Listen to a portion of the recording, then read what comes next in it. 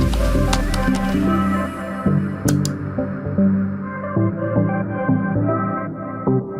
there, Safehouse family. Hello.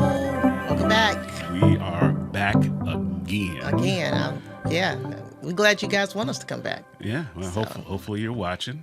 So big shout out to everybody out there for tuning in and commenting on the videos. We thank you for your support. Yes. Remember to like and subscribe to this video on YouTube and on the other platforms. Want to make sure that you get notified when we publish content. Make sure you hit the bell so you know when we publish some things. And we'll just kind of try to keep coming at you with good vibes and good stuff, right? And good stuff. Exactly. So one quick shout out to Crafts by A.V. Clark. Crafts by A.V. Clark, they make beads and custom jewelry that we're both wearing today. Yes. So make sure you go to Facebook. They have a page, Crafts by A.V. Clark, and get your custom beads and jewelry designs. Very, very reasonably priced, but some very, very creative items. Make sure you do that. Listen, they also make baskets. They do cookies. They do cakes. I mean, this is like a all around, let me see, do everything type of couple. They do. They do everything.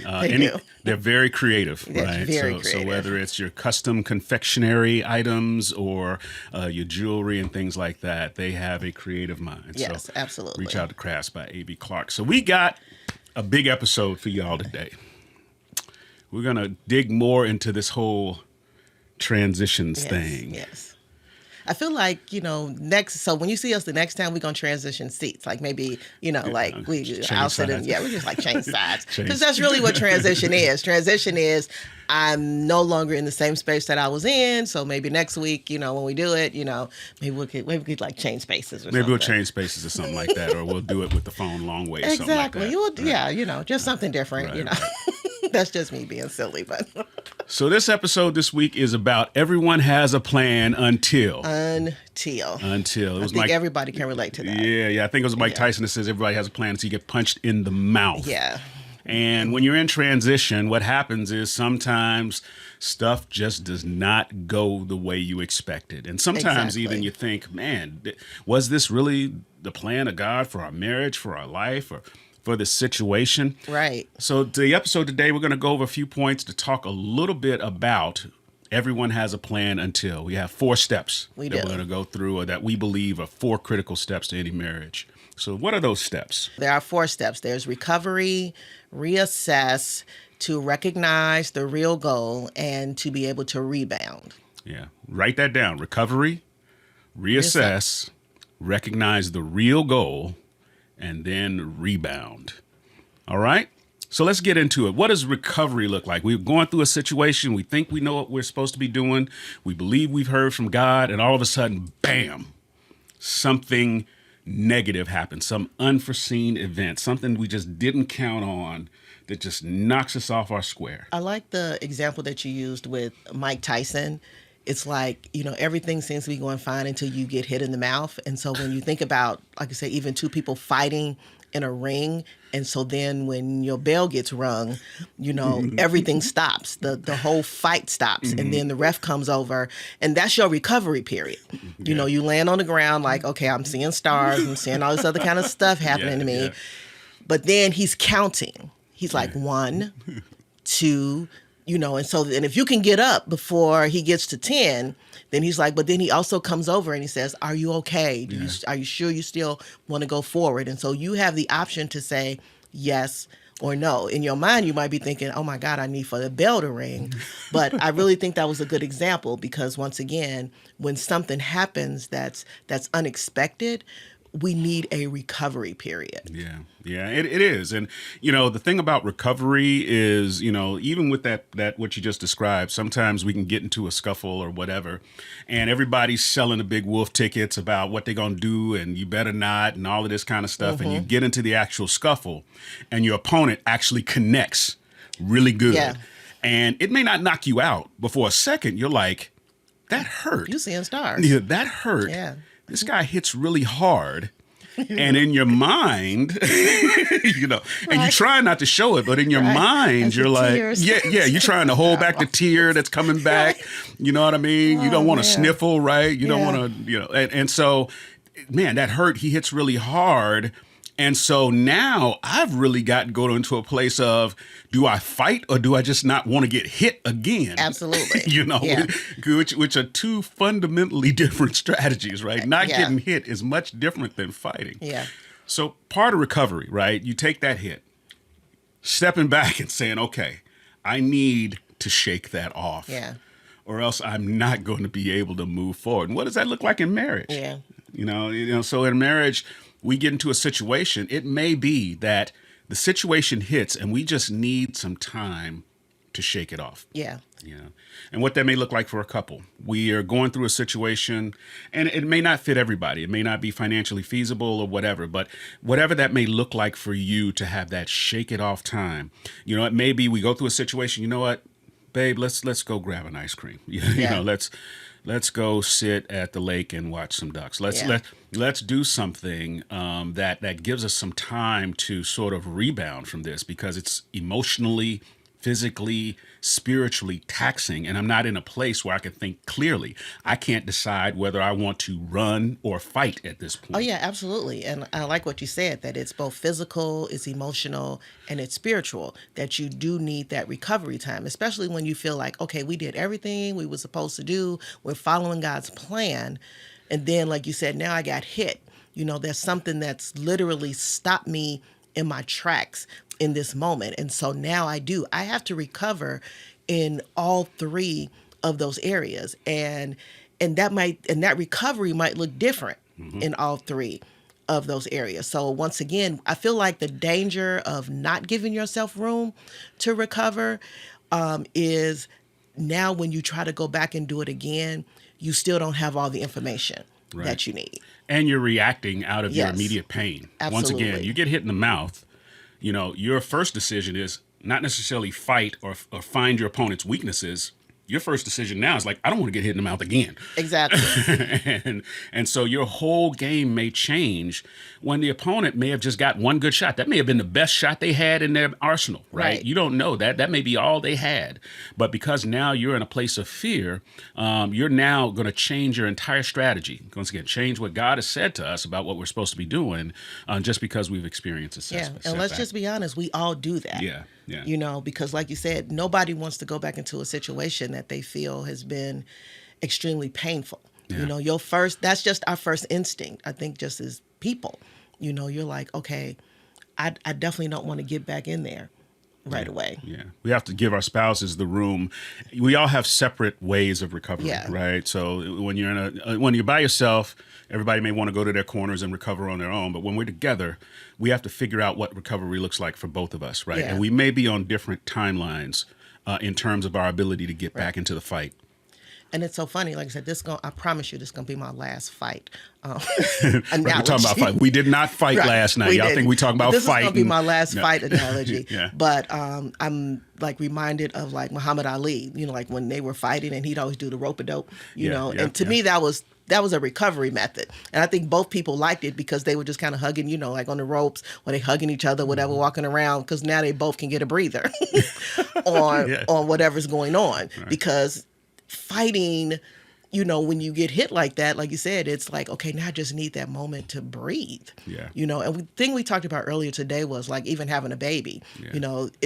When we think about God's design, it's like there's a reason why, like you said, you get a minute between contractions, because you need to have that recovery time, so I feel like if God can naturally create our bodies to give us a recovery time, even when we're bringing forth the new plan that he has for our lives, he's like, okay, you need a minute to just stop and breathe, and then to be able to figure out, okay, now how do we get back in there?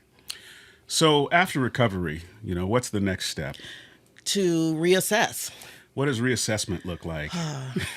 That's a good question, because I think, once again, it looks different for each couple. I think for some couples, like you said, if we're ready to throw in the towel, then the other spouse is going to have to be able to say, well, we still have to follow God's plan.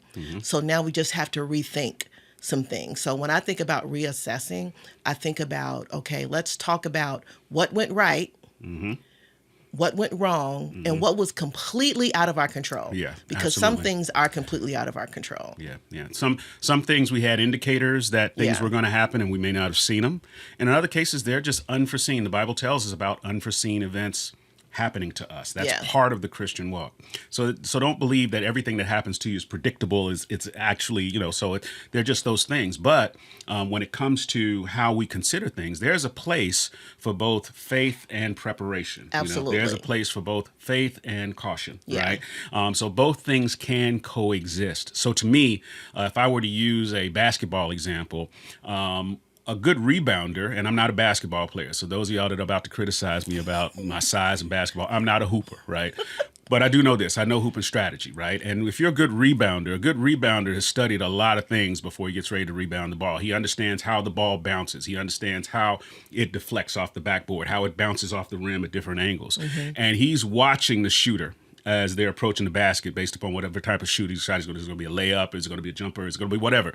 And he understands based upon the arc of that ball and the trajectory or whatever, where it's likely to go, right? So that whole time he gets that ball after it comes down. Now he has to decide, is there an immediate opportunity for me to fast break it out? Do I have to kick it out to slow the pace down? Do I immediately go up for another? What do I do? I have to figure out the environment around me. Am I surrounded by players that are trying to rough me up? Do I have to find other relief in other places? But if he were to immediately act, he might put himself in a worse situation just by reacting versus stopping and reassessing where he is on his court, where the opponents are, where he is, and what his options are at the time. Yeah.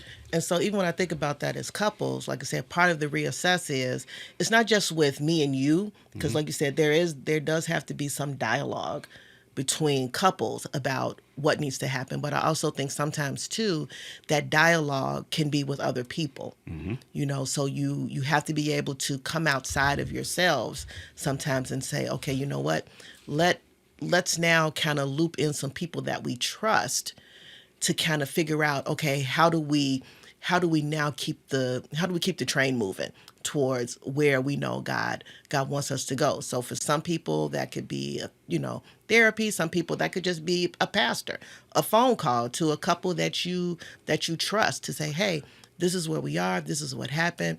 We're just trying to figure out, okay, how do we keep going? Because somebody wants to stop, but we know that's not an option.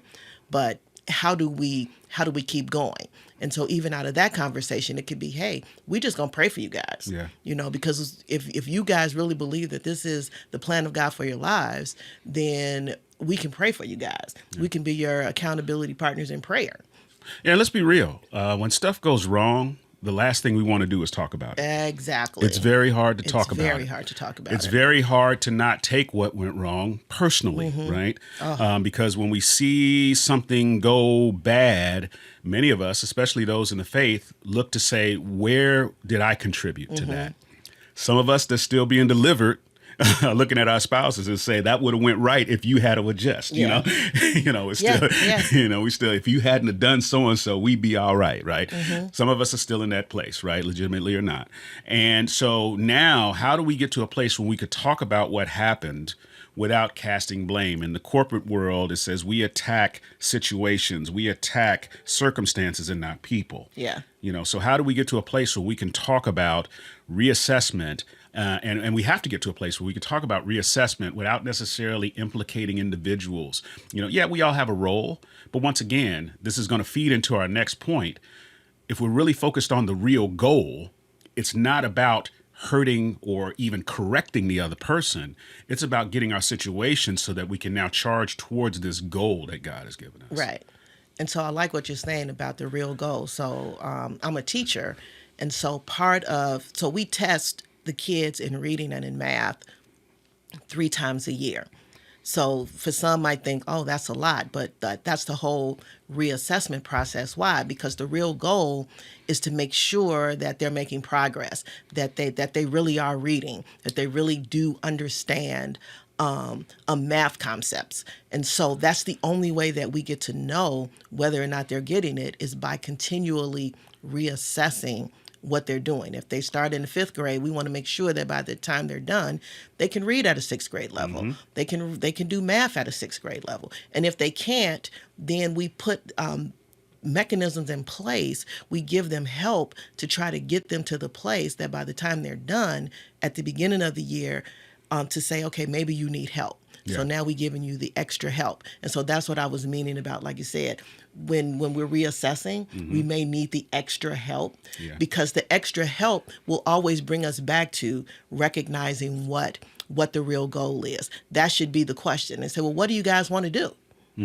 You know, that should be the conversation that we're having with whoever we're kind of looping in to help us. Yeah. Well, let's do a hypothetical scenario. You know, say for instance, we're planning a large party to celebrate our 50th anniversary Come on, together, Jesus, right? So you can do it. We're planning a large event, right? And all of a sudden, in the course of us planning, the caterer calls and says, "I won't be able to do your event." 2 days before the event. 2 days before. So the caterer calls and does that. And then the venue says, "Oh, we're sorry, we overbooked. We're not going to be able to fit your entire party." And then the DJ calls and says, "Oh man, I lost a speaker." And so all these things happen, right? So now we're hit, right? We're mad, we're frustrated. We had a vision for what this thing was supposed to be. We wanted all our friends and family. And so now we have to step back and say, what's the real goal? Is the real goal for us to have a party? Or is the real goal for us to celebrate 50 years together? Yeah. Right? Is the real goal to have this event, or is the real goal celebrating what God has done to keep good. two people together for 50 years, right? And so Yeah. stepping back and recognizing the real goal doesn't mean you don't be frustrated, doesn't mean that, but once again, let's not sacrifice the real goal based upon being hit in the mouth, right? We had a plan, we got hit in the mouth. We're still going to honor God for 50 years, And what I love about what you're saying is, like you said, even in that example, it's almost like the first 2 steps bring you to the place of recognizing the real goal. Yes. Because once all that stuff happens, you still need a recovery period because like you said, now I'm mad, I'm frustrated. I'm like, oh my God, I can't believe this. Now we have to reassess. Now what do we do? If we can't make it work, what's the real goal? If the real goal is for us to just celebrate us being married for 50 years, then we can go out to dinner. Or we could just figure something else out on a smaller scale. Yeah, absolutely. And so, in the emotion of being hit, just recognize that we can naturally create anxiety for ourselves. Absolutely. We can create linkages that aren't there. Yeah, Because once again, I'm the queen of that. Yeah. So once again, with this analogy of this 50th anniversary party, we've linked our happiness to the party, the DJ, the caterer. We have. When it's like, okay, God has done a much greater thing by keeping 2 people together for that long. Yeah. So the party is just an event. Yeah. The celebration is the marriage, right? And so some may be even going through situations that are more serious than that in their houses. Maybe it's we're trying to get a home. Yeah. Or maybe we're on some sort of journey where God has given us a goal to do something. And along that path, something happens. Something happens. Yeah, something happens, right? So we can say, okay, well, if the idea was for us to open up a church and open up a ministry, then why aren't I able to get the church and why aren't I able to get the pews in and why isn't the sound system? Well, wait, God said for you to do ministry, right? Whether that's to a few people in your home or at the nursing home, you don't necessarily have to have a building, but it's one of these things. Well, what's the real goal? Is the real goal to have a structure? Or is the real goal to do ministry, right? Is the real goal to have a live stream and an audience, or is it to change people's lives? And as long as I'm in a venue where I can change people's lives, I think I can stand before God and he's going to say, okay, you did what I asked you what I asked you to do with what you had. And that's really to me, that's the end game. That's the rebound game. Yeah. Because if I can't get to the rebound says, you know what? I'm going to try it again. Yeah. It didn't work. It wasn't as smooth as I thought it was going to be. Things didn't work out the way I thought, which is life anyway. Yeah. But once again, it's like, do I just throw the baby out with the bathwater, or do I rebound? So to me, rebounding is getting back in the game, saying I have to score. Yeah. I have to at least get the ball to go into the basket. Right. Okay. And we got to be on one accord about Yeah, we it, do. right? After We do. we've gone through the recovery, we've reassessed. Now we're linked back up. We got our arms joined up. Yes. It's like, all right, we're about to go in here and we're about to do this again. Yeah, Yes. we got punched in the mouth, but I'm good. You know, Yes. little blood right here, but I'm good. We're going to Yeah. go in again and we're going to fight. We're not just going to avoid punches. We're not just going to avoid attacks. We're really going to go in here and we're going to do what God said. And if it doesn't work completely out, we're going to try again. We're going to try again. Because what God said is still true. Yeah. And I also think, just want to go back to that recognizing the real goal. I think something, like you said, that whole pullback, please, and recognizing is that we realize that, hey, wait a minute, we did part of what God wanted us to do. It wasn't like, oh my God, everything didn't go right. Right. You know, but it's not until you really do the whole step back, because I think even with a rebound, like I said, I'm not a basketball person either. We keep talking about all these sports that neither one of us are proficient in. We're gonna get chopped up by folks. Neither one of us are proficient in this. Yeah. But I just have to imagine that, like you said, when you get ready to take the rebound, you still got to kind of look around to see like what's around you. Can I take the shot? You know, should I pass it off to somebody else? Because maybe it's not for me to make the rebound. Right. I made the rebound because I caught the ball. Right. But I also haven't lost sight of the real goal of scoring. Yeah. And so it may not be me who has to score. So I still have to look around to my other 4 teammates. Yeah. And to be able to figure out, okay, whoever's closest to the basket, maybe they should be the one. Whoever has the to best take opportunity the shot. to score. Right. Yeah. That's real talk right there. Yeah. About, like you said, who has the best opportunity to score. Yeah. You know, and sometimes we think it's just two of us that have the best opportunity to score, when really God might be saying, okay, you need some other people to help you score. Yeah. You know, and we got to be okay as couples to be open to that, because like you said, sometimes we just want to be, like you said, we don't want to tell nobody we messed it up or whatever. But like you said, we got to be okay with God saying, okay, you're going to need somebody to come in and help you to rebound. So it's all about the rebound. It's all about the rebound today. You got to get back in there and you got to do it again. Yeah. So that's what we have for you today, Safehouse family. I hope you all enjoyed it. I know we enjoyed putting it together. Yeah. These messages, I hope you learned from, but we definitely learned from. Yeah. And we want to make sure that everyone out there feels that they can call us. Feel free to reach out to us. Follow us on Instagram and on Facebook at Safe in the House. You can see us on YouTube. Also, you can follow up with us directly via DM. If you're looking for that third party as you're trying to reassess, we are more than happy to fulfill that role for you. But even if it's not us, just make sure you have someone in your life that you can lean into, that can be that independent third godly voice that you can trust to give you spiritual insight for when you may be a little bit blind. And also, as you're commenting on the video, let us know which point resonated with you. You know, whether it was the recovery process, the reassessment, recognizing the real goal, or the rebound. You know, like I said, just let us know which one, really resonated with you. Cool. That's it, Safehouse. We love you. We love you. We out of here. We out of here. Peace. Oh, she did it this week. I said I was.